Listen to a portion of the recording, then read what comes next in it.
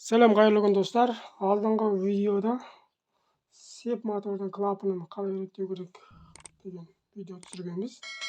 Енді бүгін сол моторды толығымен құрайтын боламыз. Енді косы салу деген айрым видеоларымыз бар. Косыларды қалай салу керек деген. Енді ол жағын көрсетпей қояйын. Цилиндрді біраз майлап алайық. Мұндағы косы мен цилиндрді майлап алғанымыз біздің осы косы цилиндрді салғанға өте ыңғайлы. Екіншіден, мотоцикл алғаш от алдырған кезде косының қызып кетпеуі үшін поршынды үстіге шығарып, артық майларын сүртіп тастайық. Свечке жабысып от алуына әсер етпеуі үшін. Сепкергіш үстіңгі орнына түсумен қатар астыңғы ұяшығына да толық түскені дұрыс. Мотор ашып жапқан кезде міндетті түрде прокладкаларыңызды де бірге айырбастап жүргендеріңіз дұрыс. Жаңа прокладкаға ешқандай герметиктің қажеті жоқ.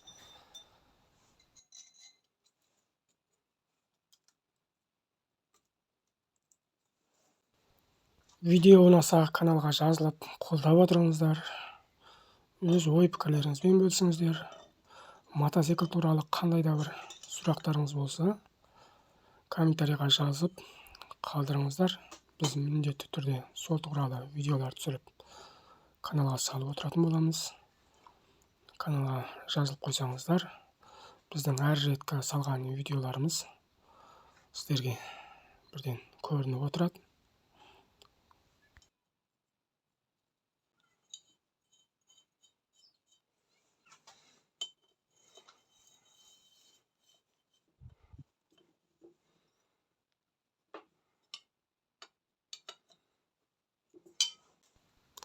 Біз енді бұл моторда косы поршынмен қоса септі де айырбастап жатырмыз.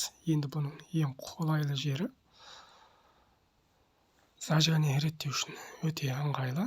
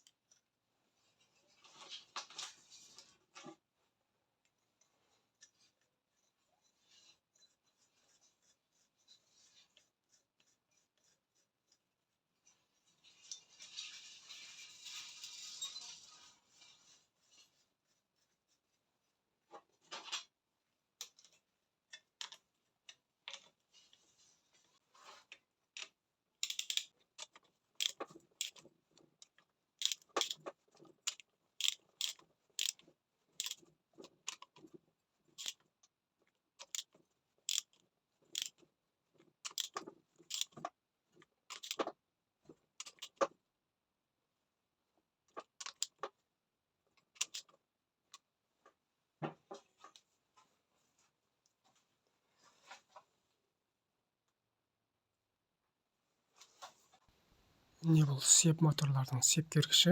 Енді бұларды саларда міндетті түрде артқа қарай тартып орнына әкеп алу керек. Өйткені сеп моторлардың сепкергіші автоматты түрде сеп босаған сайын өзі итеріп реттеп отырады.